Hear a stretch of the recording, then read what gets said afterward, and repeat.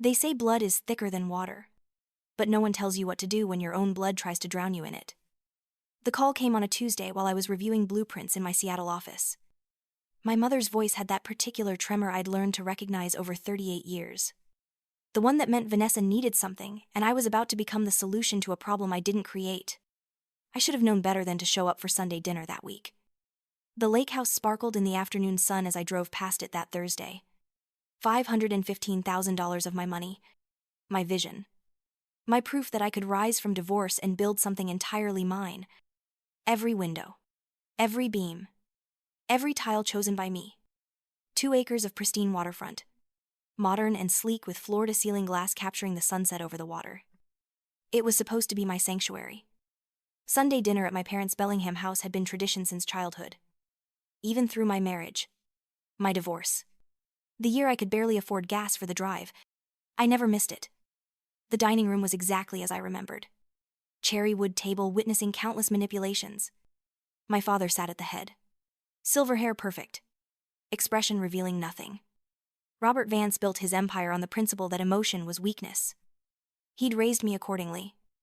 Vanessa had somehow been exempt. My mother fluttered around adjusting napkins that didn't need adjusting. Carol Vance had perfected appearing busy while accomplishing nothing, wielding helplessness like a weapon. Vanessa sprawled on the settee. Her 3 children creating chaos. Tiffany and Kevin arguing. 6-year-old Lily having already spilled juice on the carpet. My sister looked up when I entered, smile not reaching her eyes. We'd never been close. At 41. She still had that theatrical presence from high school drama club. Every gesture too big. Every emotion dialed up beyond authentic. Her husband Brendan hunched in an armchair looking like he wished to disappear. I'd always pitied him. That defeated air of a man who'd realized too late he'd married a force of nature and was just trying to survive. I wore my armor that night without conscious choice. Sharp navy suit from my morning meeting. Heels adding 3 inches. Dark hair in a tight bun. Everything said professional. Controlled. Untouchable. Stark contrast to Vanessa's flowing bohemian dress. Her deliberate casualness.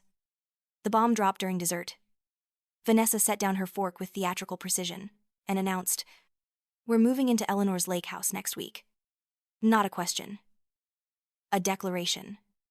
The words hung like smoke after a gunshot. I watched my mother's face. She wasn't surprised. My father continued cutting his pie with mechanical precision. They'd known. This had been discussed. Planned. Decided without me. Before I could process, Tiffany and Kevin erupted about which bedrooms they wanted. Tiffany claimed the master with the balcony. Kevin insisted on the window seat room. They were dividing my house like children calling dibs on birthday cake. And no one was stopping them. I set down my water glass. The crystal made a sharp sound against mahogany, cutting through noise. The room fell silent. I didn't raise my voice. 38 years of swallowing anger taught me silence was more powerful than shouting. I reached for my briefcase and pulled out a thick folder. The first page was the building permit. I laid it before my plate. Then architectural drawings. Contractor agreements. Demolition schedule? The house is undergoing complete renovation for 9 months. Starting Monday. We're tearing it down to the studs. Vanessa's face processed confusion, giving way to panic. I continued laying out pages with methodical precision. Foundation settling issues from last year's flooding. Entire electrical system needs code upgrade. Plumbing corroded. Roof has microfractures. The house is uninhabitable until June next year. Each statement accompanied by documents. Contractor estimates. Inspection reports. Engineering assessments. My father's voice carried steel. Eleanor, we need to discuss this as family. Vanessa and Brendan are in a difficult situation. Their poor planning is not my emergency. My father's own words coming back at him. My mother made a distressed sound. They have nowhere else to go. The children. Many options exist. Apartments. Rentals. Hotels. The house you gave Vanessa when Grandma died, which she sold last year. I looked at my sister directly.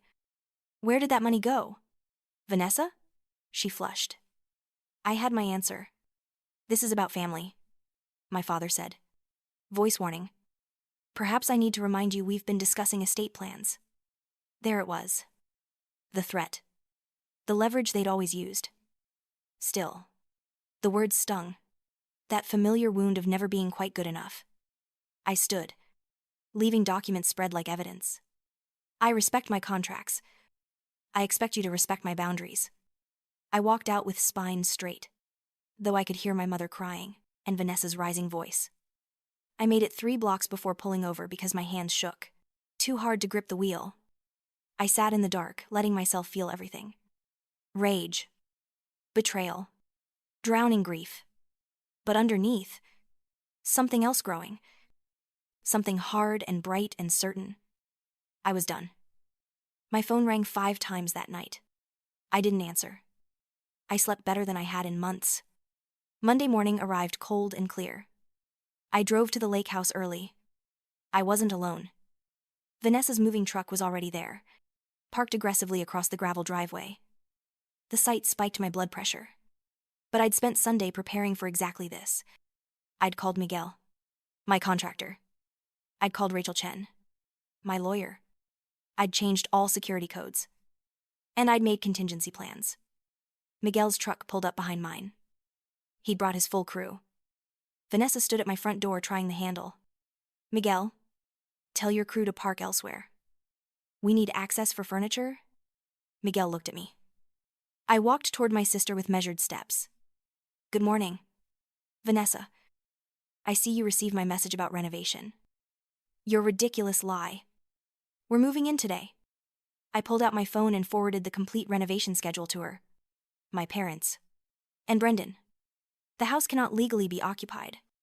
Insurance excludes habitation during major construction. I walked past her. Unlocked the door with my new key. The house echoed empty. I'd moved everything valuable to storage last week. Vanessa followed, heels clicking. You can't do this. I already have. I pulled out an envelope. This is a 6-month rental contract at a climate-controlled storage facility. Fully paid. The manager expects your furniture today. She stared like it was a snake. I'm not going to some storage unit. I'm staying here. No. You're not.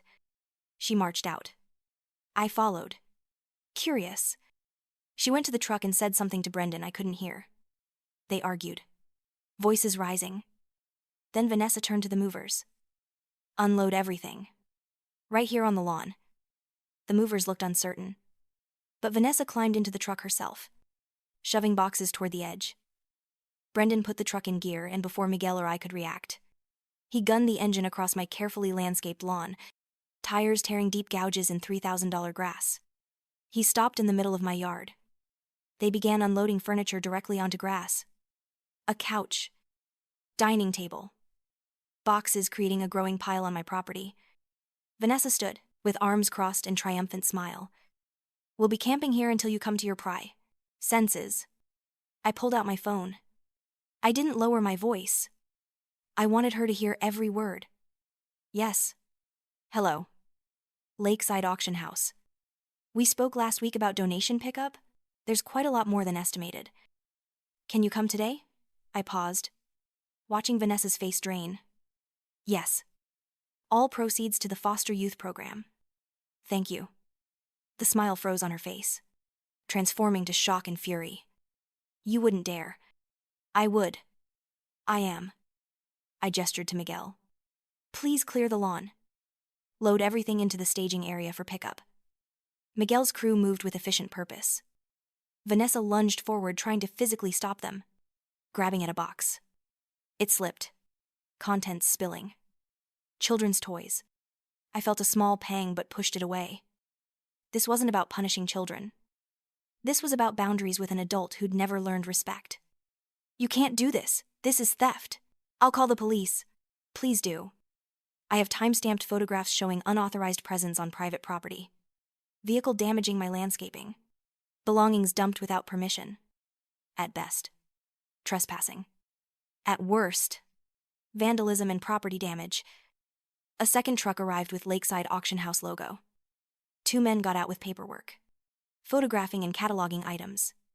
Brendan had been standing silent, growing paler. Now he turned to Vanessa with anger I'd never seen. This is insane. I told you this wouldn't work. I told you we needed an apartment. But you never listen. Don't you dare take her side. I'm stating facts. He looked at me with something like apology. We need to leave. This is her property. So you're abandoning me too? No one's abandoning you. We're facing consequences. There's a difference. He got back in the truck and started the engine. The movers quickly finished loading the auction truck. Within 20 minutes, my lawn was clear except tire tracks and broken items. Vanessa stood alone in the middle of my property. For just a moment, I saw past manipulation and entitlement to something fragile underneath. I hate you, she said, voice small and lost. No, you don't. You hate that I'm not doing what you want. There's a difference. She left without another word. I stood there with Miguel and his crew. Morning sun climbing higher. Lake sparkling peacefully. That afternoon, I sat in Rachel Chen's office. All chrome and glass and expensive minimalism. Rachel was 35. Whip smart. With zero tolerance for emotional manipulation and absolute fluency in legal boundaries. I walked her through everything from Sunday dinner to that morning's confrontation. She listened without interrupting. First, good news. You documented everything.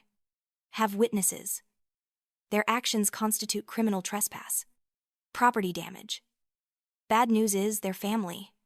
So they'll use every emotional angle to paint you as villain. I expected that. Good. Because it gets uglier first. She typed something. I'm drafting a cease and desist letter. Formal notice that future unauthorized contact regarding habitation will result in legal action. Also filing a police report. You need a paper trail. What about my parents? I told her about the estate threat. The lifetime of being less favored. Vanessa's crises always becoming my responsibility. They can't force you to house your sister. If they want to use their estate as leverage, that's their choice, but creates no legal obligation. However, prepare yourself emotionally that they might follow through. I know. Some part of me had always known their love came with conditions, and I was finally choosing not to meet them.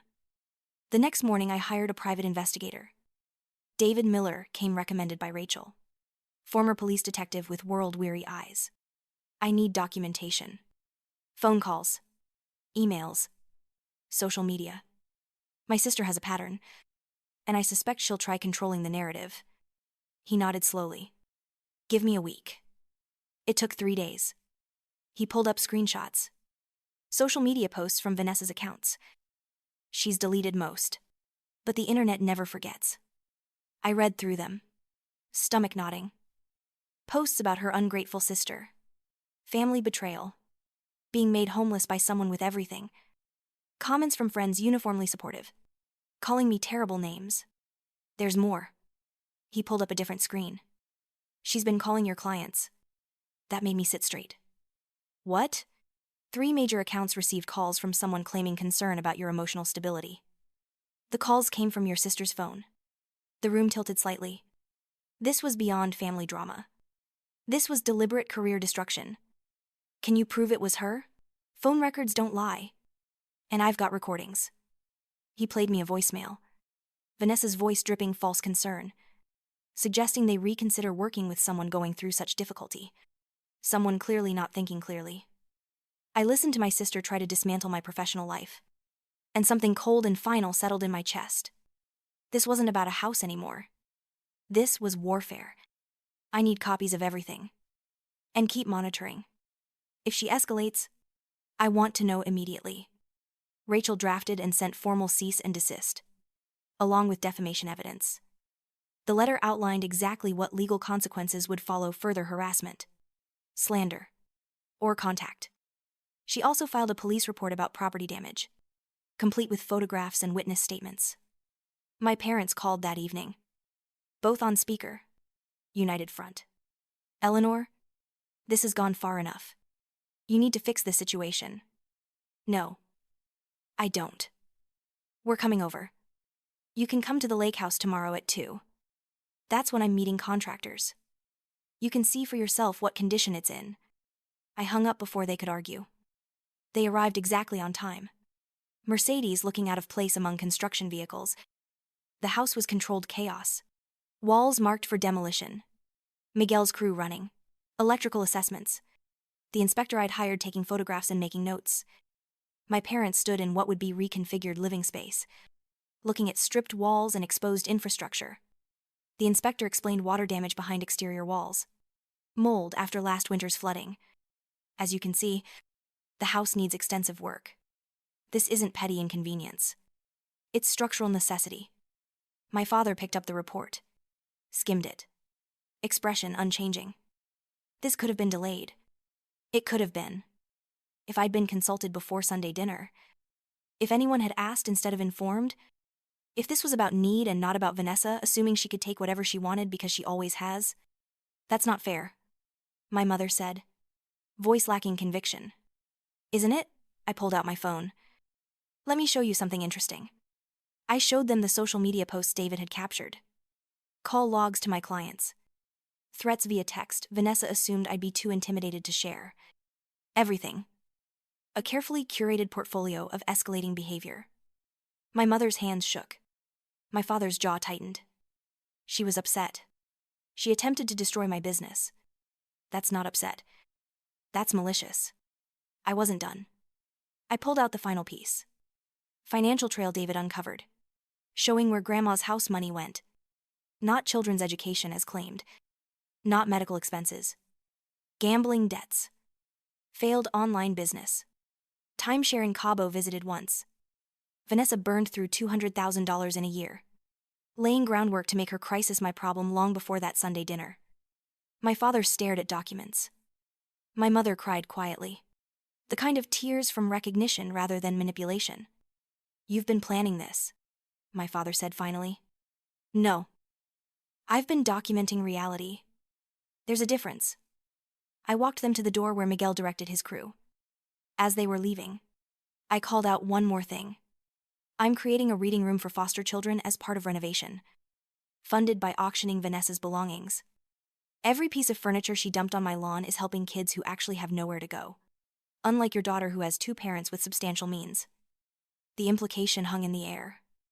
They'd chosen to make Vanessa's problem mine instead of solving it themselves. My father turned back. And for the first time I saw something like shame. Eleanor, I'll send you an invitation to the housewarming next summer. As guests, with 24 hours notice. Those are my boundaries. You can respect them or not. That's your choice. 3 months passed.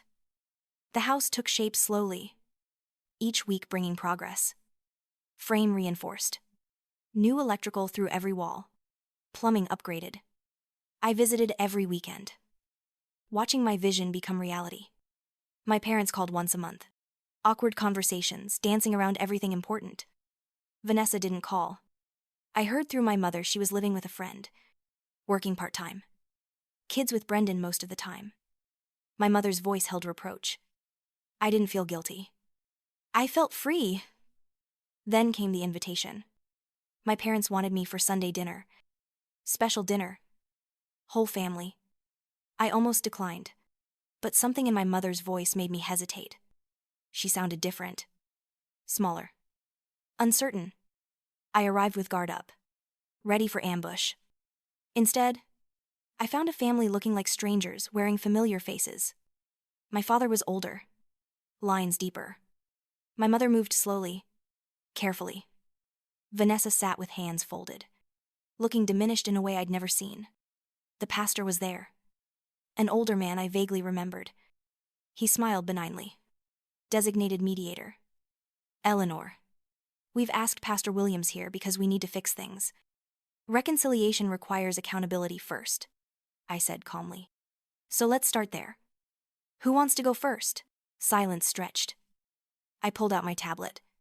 Since no one wants to start, let me show you something. I opened a presentation.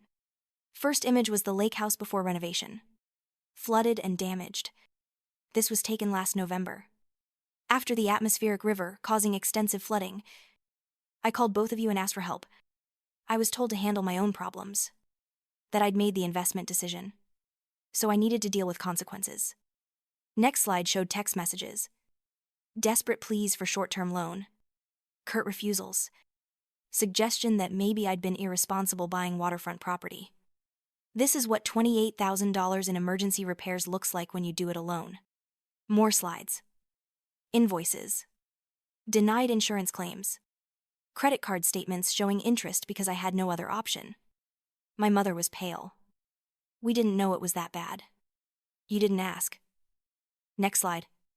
But 3 weeks later, when Vanessa needed $15,000 for timeshare debt, you wrote a check that same day. I showed them proof David found. Bank records subpoenaed through Rachel. My parents gave Vanessa over $60,000 in 2 years. Emergency money. Family helping family. Now, let's talk about the Sunday announcement. Photos of damaged lawn. Unauthorized entry. Property destruction. This is what respecting boundaries looks like in this family. It doesn't. Vanessa finally spoke. Voice small. I was desperate. So was I. Last November. Where were you? She had no answer. I turned to the pastor. Pastor Williams. I appreciate your time. But reconciliation without changed behavior is rug sweeping. So here's what I need to see before we move forward. I pulled out another document prepared by Rachel. These are my boundaries. Not negotiable. Not up for family discussion. Minimum requirements for me to have any relationship with any of you. The list was simple but firm.